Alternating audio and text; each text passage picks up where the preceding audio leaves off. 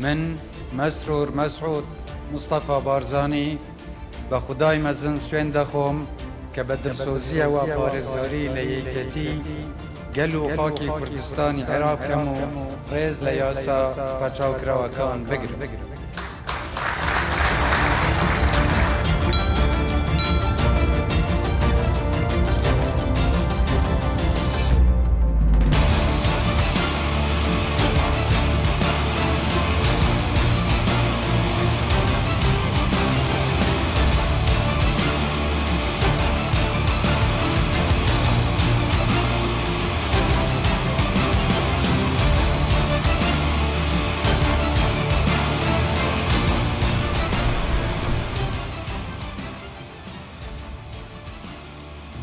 بە ناوی خۆی گەورە و میهرەبان، هاوڵاتیانی خۆشەویستی هەرێمی کوردستان، خوشحاڵم ئەمڕۆ دوای تێپەڕبوونی 100 ڕۆژی کارکردن بەسەر دەست بەکاربوونی کابینەی نوێمی حکوومەتی هەرێمی کوردستان ئەم گوتارەتان پێشکەش بکەم.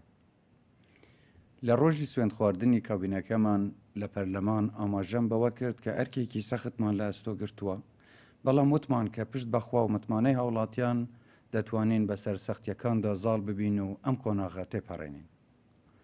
خوشحاڵم کە ئەمڕۆ لێرەدا ڕابگەینم کە بە بڕوای ئێمە قۆناغی باشمان بڕیوە و ڕەوتی کارەکانمان کەوتوتە سەر ڕاستەڕێ و دەستکەوتی بەرچاو بەتی هاتوون. من پێشتریش باسم کردووە کە ئێمە حکوومەتێکمان دەوێت خزمەتی خەڵکی هەرێمی کوردستان بکات. ئێمە پابەندبوونی خۆمان دووپات دەکەینەوە بۆ بنیادنانی کوردستانێکی بەهێزتر و حکوومەتێک کە خزمەتی خەڵک بکات نەک بە پێچەوانەوە. ئەمەش بنەمای کارکردنمان بووە لە ڕۆژی دەست بە کاربوونمانەوە. ئێمە هەرچی لە توانەماندا بێت دەیکەین بۆ خزمەتکردنی خەڵکی هەرێمی کوردستان و دەشزانم هاوڵاتیان چاوەڕوانی زیاتریان لە حکوومەتی هەرێمی کوردستان هەیە. بەڵام بێگومان ئەنجامدانی پرۆژەی گرنگ و استراتیجی پێویستی بە کاتی زیاتر و زەمینەی لەبارتر هەیە کە پشتیوان بەخوا و هاوڵاتیان ئومێدمان زۆرە کە حکوومەتی هەرێمی کوردستان لە ئاست چاوەڕوانی ئێوەدا بێت. بێگومان تێپەڕبوونی 100 ڕۆژ تەنیا دەست پێکێکە، بەڵام لەگەڵەوەشدا ئێمە لە 100 ڕۆژی دەست پێکدا کاری بەرچاومان کردووە و لە چەندین بواری گرنگدا پێشکەوتنی باش بەدی هاتوون. بۆ نمونە باشترکردنی پەیوەندیەکانمان لەگەڵ حکوومەتی فدرالی لە بەغدا، ڕوبڕەبوونەوەی گەندەڵی، هەروەها گەڕانەوەی شەفافیەت و دڵنیایی زیاتر لە بواری داهاتی گشتی و ناوخۆیی و نەیشتنی ڕێژەیەکی بەرچاوی ڕوتین و دەتوانین بڵێن بە گشتی حکوومەت چالاکتر و ئەکتیڤتر بووە. دەتوانم بە دڵنیایەوە بڵێم کە ئێستا کوردستان بەهێزتر و سەقامگیرترە و حکوومەتیش شەفافترە. ئێمە هیوادارین کە بە بەردەوامبوون لەم پلان و ڕێکارانەی کە گرتومانەتە بەر لە چەند ساڵی داهاتوودا دەستکەوتی زۆر گەورەتر بەدەست بهێنین. هاوڵاتیانی بەڕێز، بەر لە هەموو شتێک هەر حکوومەتێک بیاوێت خزمەتی خەڵک بکات پێویستە حکوومەتێکی ڕوون و شەفاف بێت. لەبارەی داهاتی دام و دەستگاکانی حکوومەتی هەرێمی کوردستانەوە لە سەرەتای کاری ئەم کابینەوە بڕیاردرا بە کۆکردنەوەی گشت داهاتەکان لە وەزارەتی دارایی و ئابووری بە جۆرێک کە بزانرێت داهاتی حکوومەتی هەرێم چەندە، هەروەها بۆ خەرجە پێویستیەکانیش بەرچاومان ڕوون بێت. لەسەر ئەم بنەمایە پلانمان داناوە بۆ زیاترکردنی داهاتی ناوخۆ و کەمکردنەوەی خەرجی بە پێی پێویستی. ئەم ڕێکارانەش هاوتەریب بوون لەگەڵ ڕەچاوکردنی پێداویستی دارایی وەزارەت و فەرمانگەکان. تا ئێستا توانیمانە داهاتی ناوخۆمان زیاد بکەین و کار دەکەین بۆ ئەوەی تا کۆتایی ئەم ساڵ داهاتی ناوخۆ بە ڕێژەی 50% زیاد بکەین. ئەمەش لە ڕێگەی ڕێخستنەوە و دانانی سیستمێکی هاوسەنگی باج کە ئامانجی خزمەتکردنی بەرژەوەندی گشتی بێت و بتوانێت داهات بۆ خزمەت گوزاریە گشتیەکان دابین بکات. ئێستا سەرقاڵی ڕێخستنەوەی باجین لە هەرێم. ئەنجومەنی وەزیران هەموو ئەو ڕێکارانەی ڕاگرتووە کە ببوونە هۆی ئەوەی هەندێک کەس و کۆمپانیا بە شێوەیەکی نایاسایی لە باجدان ببەخشرێن. ئێستا خەرجیەکانی حکوومەتیش زیاتر بە دوواداچوونیان بۆ دەکرێت و لە ڕێگای دامەزراندنی کۆنترۆلێکی ناوەندیەوە چاودێریەکی وردی خەرجە گشتیەکان دەکەین بۆ ئەوەی دڵنیابین کە داهاتی گشتی بە فێرۆ نادرێت و خەرجە گشتیەکانیش بە پێی پێداویستیە لە پێشینەکان بێت. هەر پەیوەست بە داهاتە گشتیەکانی حکوومەتەوە پروسەیەکی شەفافمان گرتوتە بەر، بەتایبەت لە بواری داهاتی سامانە سروشتیەکان بە شێوەیەکی بەردەوام داتا و زانیاریەکانمان خستوتە ڕۆ. ئێستا گشت هاوڵاتیان دەتوانن بزانن کە داهاتی نەوت و داهاتە ناوخۆیەکانمان چەندە و لە چ بوارێکدا خەرج دەکرێت. هاوڵاتیانی بەڕێز، لە بابەتی پەیوەندیدار بە گەندەڵیەوە کەشێکی لە بارمان هێنەوەتە ئاراوە کە چیتر گەندەڵی تێدا گەشە ناکات. خۆم زۆر لەسەر ئەم بابەتە ڕژدم و چاوپۆشی لە گەندەڵی هیچ کەس و لایەنێک ناکەم. ئێستا ڕێکاری یاسایی زۆر تونمان گرتوتە بەرامبەر ئەوانەی بۆ ڕاپەڕاندنی کارەکانیان لە دام و دەستگاکانی حکوومەتدا بەرتیل وەردەگرن یان بەرتیل دەدەن. چەندین کارمەند و بەرپرسی حکومی لەسەر بەرتیل وەرگرتن و چەندەها خاوەنکاریش بەهۆی بەرتیلدان لەم ماوەیەدا کەیسەکانیان دراوەتە دادگاکان. تا ئێستا بە سەدان فەرمانبەری وەهمیمان لە لیستەکان پاک کردوتەوە و پرۆسەکەش بەردەوام دەبێت. دەمانەوێت دڵنیا بین کە کەسانی شایستە مافەکانیان نافەوتێت و تەنیا ئەوانەی کە زێدەڕەویان کردووە ڕێکاری پێویستیان لە بەرامبەر دەگیرێتە بەر. لە ئاستی گشت وەزارەت و دامەزراوەکان چەندین لێژنە بۆ بەدواداچوون و لێکۆڵینەوە لە گەندەڵی پێکاتون و ڕێکاری تند بەرامبەر هەر سەرپێچی و گەندەڵیەک دەگیرێتە بەر. دوای 100 ڕۆژ کارکردن ئێستا دەتوانم بڵێم گەندەڵیمان تا ڕادەیەکی بەرچاو سنووردار کردووە، بە یاساش ڕوبەڕووی هەموو گەندەڵکاران دەبینەوە. لەم ماوەیەدا زۆر هەوڵیش دراوە لە ڕوبەڕووبوونەوەی گەندەڵی ساردمان بکەنەوە، بەڵام هاوڵاتیان دڵنیا دەکەمەوە کە بە هەموو توانایەکمان لە هەوڵەکانمان بەردەوام دەبین. لەبارەی چاکسازیەوە یەکەم برگەی بەرنامەی کارمان کە لە پەرلەماندا پێشکەشم کرد پەیوەست بوو بە چاکسازی. لە سەرەتای کاری ئەم کابینەیە لێژنەیەکی باڵامان لە لایەنە پەیوەنددارەکانی ناو حکوومەت پێکێنا و دوای چەند مانگ پێداچوونەوەیەکی باش و واقعیانە بە پرۆژە یاسای چاکسازی ئێستا ئەم پرۆژە یاسایە ئامادەیە کە ڕەوانەی پەرلەمان بکرێت. بۆ باشتر و خێراتر خزمەتکردنی هاوڵاتیان داوام لە هەموو وەزارەتەکان کردووە کە بیرۆکراسی کەم بکرێتەوە و پلانی 4 ساڵەی خۆیان بۆ چاکسازیکردن ئامادە بکەن. دەستمان بە ئەلکترۆنیکردنی چەند خزمەت گوزاریەیەکی گشتی کردووە و پەرەشی پێدەدەین. خەریکین داتا سنتەرێک واتە ناوەندێکی زانیاری بۆ حکوومەت دادەمەزرێنین کە زیاد لە 50% کارەکانی تەواو بووە. لە چەند مانگی داهاتوودا دەست بەکار دەبێت. ئەم ناوەندە بە شێوەیەکی ئەلکترۆنی خزمەت گوزاری گشتی پێشکەشی هاوڵاتیان و خاوەنکاران دەکات بۆ ئەوەی بە ئاسانی دەستیان بە خزمەت گوزاریە حکومیەکان بگات. بۆ نمونە لە ڕێگەی ئینتەرنێتەوە چەندین دەواازەی سنووریمان بەیەکەوە بەستوتەوە. ئێستاش بەردەوامین لە هەوڵەکانمان بۆ بەستنەوەی دەواازە سنووریەکانی دیکە و فڕۆکەخانەکان بەو سیستەمەوە. ئەمەش ئاسانکاریەکی باشی کردووە لە بواری کۆکردنەوەی گومرک و سەرنجام بزاوی بازرگانی گەشەی کردووە. هەروەها بووەتە هۆی باشتربوونی کواڵیتی کۆنترۆل. جیان لە بە ئەلکترۆنیکردن هەوڵمان داوە خزمەت گوزاریە سەرەکیەکان لە ناوەندی پارێزگاکان کۆنەکرێنەوە. بۆ نمونە لە جیاتی ئەوەی خەڵک بێت لە سنتەری شارەکان وەکو هەولێر و سلەیمانی پاسپۆرت دەربهێنن یان نوێ بکەنەوە، ئێستا چەند بنکەیەکی پاسپۆرت لە چەند شارۆچکەیەکی کراونەتەوە و هی تریش دەکرێنەوە. بەم شێوەیە کات و سامانی هاوڵاتیان بە فیرۆناچیت و قەرەباڵغی و جەنجاڵی لە ناوەندە خزمەت گوزاریەکان کەم دەکرێتەوە. هەروەها لە بابەتی داوامکردنی فەرمانبەرانیش گۆڕانکاری ڕوویداوە و ئێستا فەرمانبەرانی حکوومەت باشتر لە جاران پابەندن بە کاتژمێرەکانی کارکردنیان و بەو جۆرەش ڕایکردنی مامەڵە و کاروباری هاوڵاتیان خێراتر و کاریگەرتر بووە. ئێستا کاردانەوەی باشی هاوڵاتیانمان پێدەگاتەوە کە نەمانی ڕوتین و خێرایی ڕایکردنی مامەڵەکانیان لە زۆر دام و دەستگادا جێگای خوشحاڵیان بووە. ئەمەش زیاترهانمان دەدات کە ئاستی خزمەت گوزاریەکان لە ڕووی کات و کواڵیتیەوە بەرزتر بکەینەوە، چونکە ڕەزامەندی و خوشحاڵی هاوڵاتیان ئامانجمان بووە. ئێستا لە پرۆسەی زۆر خزمەت گوزاری وەک پاسپۆرت، ساڵنامە و مۆڵەتی لێخوڕینی ئۆتۆمۆبیل و دادنووسی و کاروباری شارەوانیەکان خێرایی زیاتر بەدی دەکرێت. بە خستنەگەری خزمەت گوزاریە ئەلکترۆنیەکان ئەم خزمەت گوزاریانە خێراتر و ئاسانتریش دەبن. دەربارەی پەیوەندی لەگەڵ حکوومەتی فدرالی یەکێک لە ئەرکە لە پێشینەکانی کابینەی نوێمی حکوومەت یاریمی کوردستان بەهێزکردن و باشترکردنی پەیوەندیەکانمانە لەگەڵ حکوومەتی فدرالی لە بەغدا.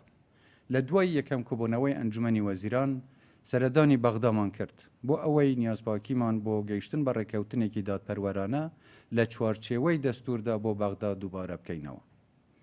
باشترکردنی پەیوەندیەکانمان لەگەڵ بەغدا کاریگەریەکی ئەرێنی لە سەرژیانی ڕۆژانەی خەڵکی هەرێمی کوردستان دەبێت و لە بەرژەوەندی هەموو هاوڵاتیانی عێراقیشە. بەرژەوەندی هەرێمیش لەوەدایە کە دۆخی عێراق ئارام و جێگیر بێت. ئێمە ئامانجمان ئەوەیە ڕێکەوتنێکی هەمەلایەنەی گشتگیر لەگەڵ حکوومەتی عێراق بکەین کە لە بەرژەوەندی هەموماندا بێت. لێرەدا خوشحاڵم کە ڕای بگەینم پێشکەوتنێکی باش لە گفتوگۆکانمان بەدی هاتووە و لەسەر 4 تەوەر دانوستانەکان بەردەوامن. یەکەم، دۆزینەوەی فۆرمولەیەک کە دادپەروەرانە بێت بۆ بابەتی بەشی هەرێمی کوردستان لە بودجێ عێراق. دوام، بە پێی دەستوری عێراق دەستهەڵات و مافەکانی هەرێمی کوردستان تایبەت بە پرسی نەوت و گاز پارێزراو بن.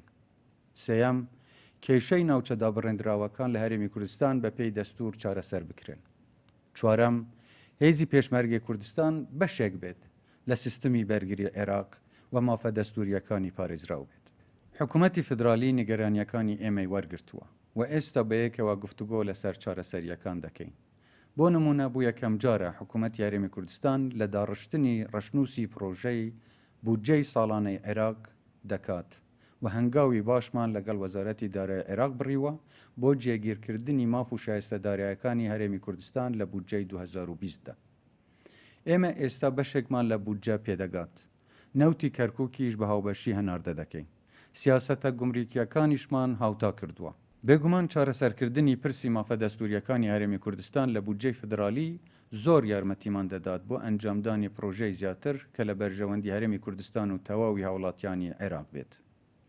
لێرەدا هاوڵاتیانی خۆشەویست دڵنیا دەکەینەوە کە هەموو هەوڵێکمان دەخەینەگەر تاکو بگەین بە ڕێکەوتنێکی دادپەروەرانە و موچە و شایستە دارایەکانیان بە شێوەی مانگانە بە تەواوی بگات و جارێکی دیکە موچەی هاوڵاتیان پاشەکەوت نەکرێت. لە بواری جۆرە و جۆردا پێشڤەچوونی باش لە پەیوەندیەکانمان لەگەڵ بەغدا بەدی هاتوون. بۆ نمونە ئێستا وەزارەتی ناوخۆی عێراق کار ئاسانی بۆ پێدانی ڤیزا بۆ هاتنی بیانیەکان بۆ هەرێمی کوردستان دەکات.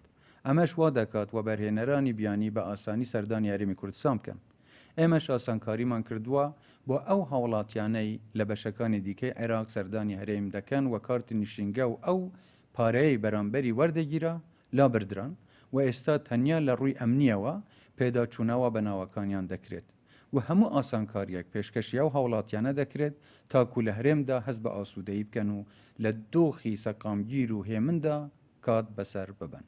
دەربارەی ڕاهێنان و چاکسازی لە پێشمەرگە ئامانجێکی هەرە لە پێشینی حکوومەتی هەرێم پاراستنی سنوورەکانی هەرێمی کوردستان و دابینکردنی ئاسایش و ئارامی هەرێمە.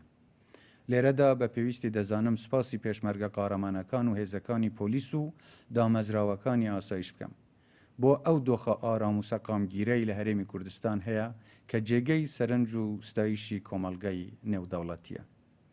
من خۆم شاهیدی قارەمانیەتی و ئازایەتی پێشمەرگەم کە چۆن لە سەنگەری پێشەوەی بەرگری لە خاکی هەرێمی کوردستان بوون.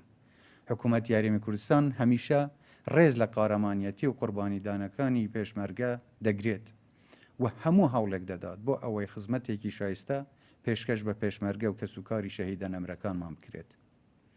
وڵاتانی هاوپەیمان بەردەوامن لە ڕاهێنانی هێزی پێشمەرگە بۆ دابینکردنی کەلوپەلی پێویست بۆیان. لە ماوەی 100 ڕۆژی ڕابردوودا بە هاوکاری هێزەکانی هاوپەیمانان دەستمان بە پرۆسەی چاکسازی کردووە لە نێو یەکەکانی هێزی پێشمەرگە. لە نزیکەوە لەگەڵ سەرۆکایەتی هەرێم و جێگیری سەرۆک وەزیران و وەزیری پێشمەرگە لەسەر ئەم بابەتە کار دەکەین. لەبارەی پەرەپێدانی وەبەرهێنان خەریکی یاسایەکی نوێ وەبەرهێنان دادەڕێژین کە پرۆسەکە لە قۆناغی کۆتاییدایە. بەمەش زەمینە بۆ وەبەرهێنەران خۆشتر و ئاسانتر دەبێت. استراتیج و پلانێکی تایبەتمان بۆ وەبەرهێنان داڕشتووە کە لەمە و دوا پرۆسەی وەبەرهێنان بە پێی پێداویستیەکانی هەرێمی کوردستان بێت. بۆ نمونە لە کاتێکدا کەرتی کشت و کاڵ یەکێکە لە کەرتە هەرە گرنگەکان بەڵام پێشتر تەنیا 2% وەبەرهێنان لە هەرێمی کوردستان لەو کەرتەدا ئەنجام درراوە.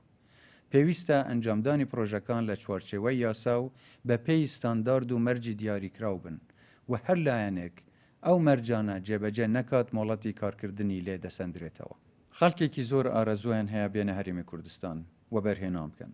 بۆیە ئێمە شاسانکاری پێویست بۆ هاتنی وەبەرهێنەرانی بیانی دەکەین و لە هەمان کاتیشدا هانی وەبەرهێنەرانی ناوخۆش دەدەین بۆ وەبەرهێنانی زیاتر.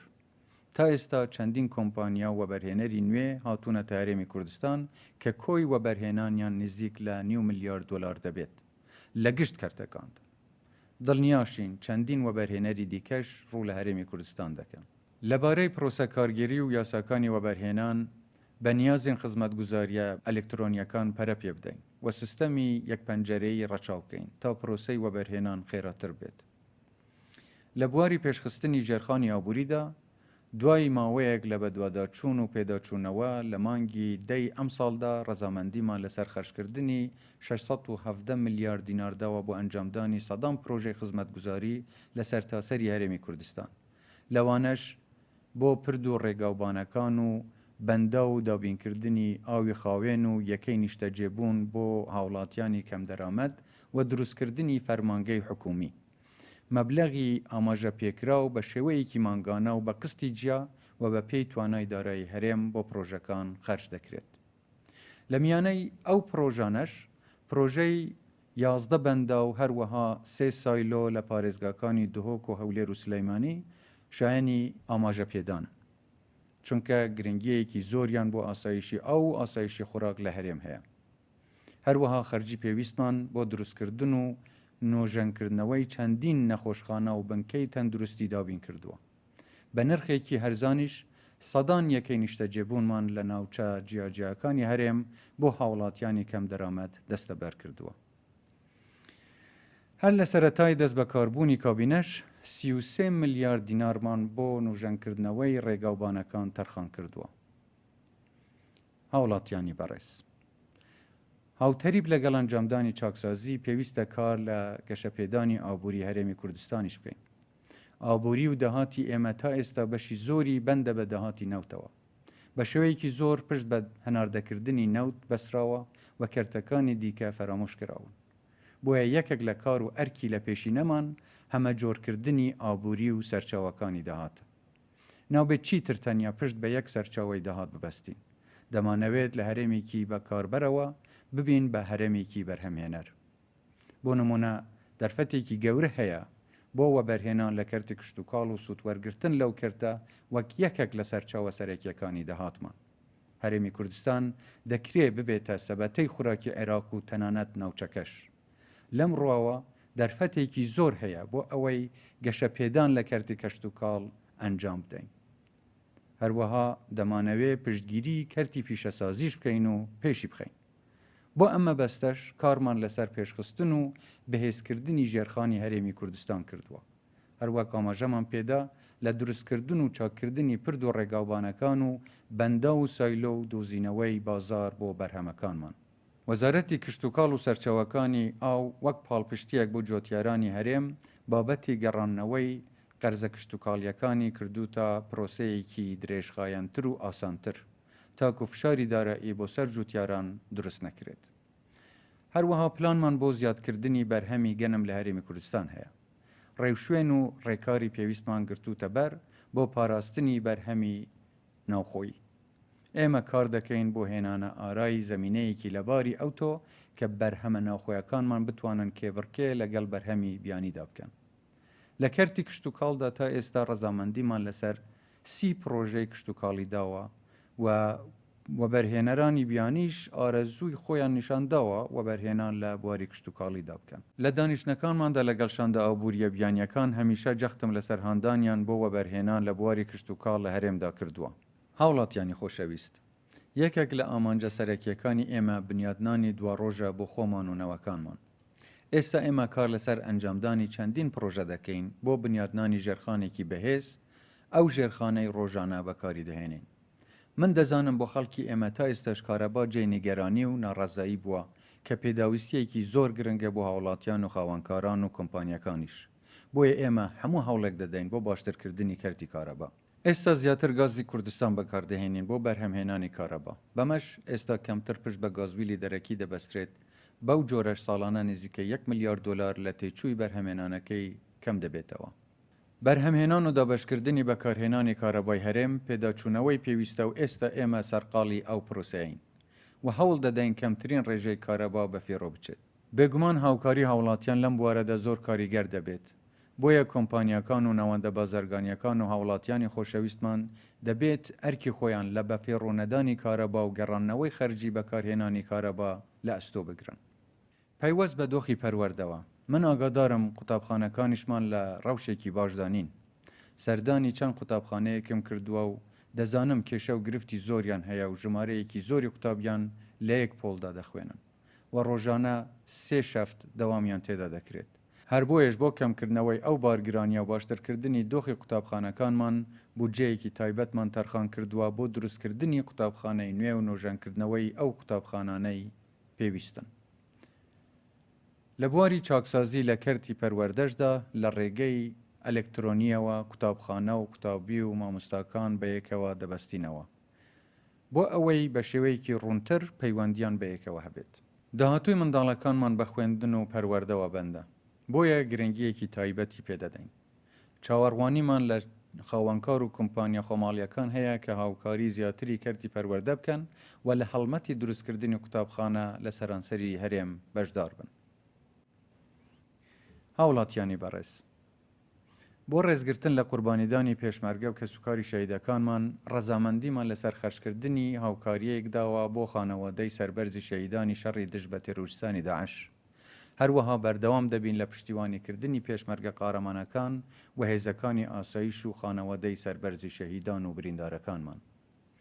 هەروەها بە پێی تواناش هاوکاری پێویست پێشکەشی ئەو کەسانە دەکەین کە خاوەن پێداویستی تایبەتن یان ئەوانەی شایستەی چاودێری کۆمەڵایەتین.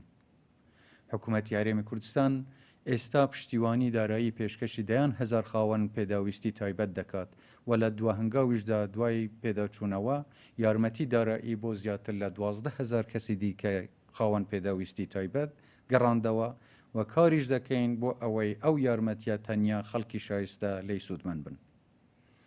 هاوڵاتیانی بەڕێز، هەرچەندە لە 100 ڕۆژی کارکردنماندا دەستکەوتی باش بەدەساتوون، بەڵام هێشتا کاری زۆرمان لە پێشە. تا ئێستا دام و دەستگاکانی حکوومەت لە ئاستی ویستی ئێمەدا چالاک و بەرهەمدار نین. دەکرێت زۆر کاراتر و بەرهەمدارتر توانە مرۆڤی و مادیەکانمان بەکار بهێنین. ئامانجمان کوردستانێکی بەهێزتر و سەقامگیرتر و گەشە سەندووترە.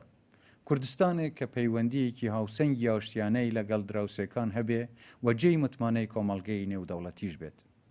خوازیارم بە پشتیوانی خۆی گەورە و ئێوەی بەڕێز بتوانین ئەم ئامانجە بەدی بهێنین. لە چەند ساڵی ڕابردوودا خەڵکی ئێمە دووچاری بارودۆخێکی زۆر سەخت بوونەتەوە و زۆر ئازایانەش بەرگەی ئەو ڕۆژە سەختانەیان گرت. بۆیە ئێمە لە کاتێکدا ڕێز و پێزانینی تایبەتمان هەیە بۆ ئەو قوربانیدان و ئارامگرتنەتان، پێمان وایە ئێوە شایانی ژیان و گوزەرانێکی باشترن. ئێوە شایستەی حکوومەتێکی کارا و چالاکن کە بتوانێت خزمەتێکی شایستەتان پێشکەش بکات. ئێمە هەموو هەوڵێک دەخەینەگەر بۆ خزمەتکردنی ئێوە. هاوڵاتیانی بەڕێز، لایەنە سیاسیە بەڕێزەکانی هەرێمی کوردستان، خوشبەختانە کەشێکی لەبارمان ڕەخساندووە کە هەماهەنگیەکی باش لە نێوان سەرۆکایەتی هەرێم و حکوومەت و پەرلەمان و دەسەڵاتی دادوەری و دەستە سربەخۆکان هەیە. ئەمەش کاریگەری ئەرێنی هەبووە لەسەر بەرە و پێشچوونی پرۆسە یاسایی و کارگەریەکان لە ناو هەرێمی کوردستان.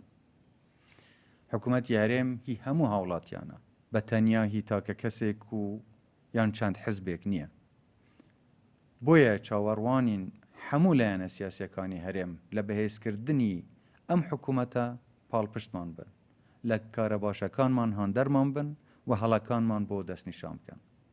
دۆخی ناوچەکە وا دەخوازێت کە هەمومان تەبا و یەکگرتوو بین.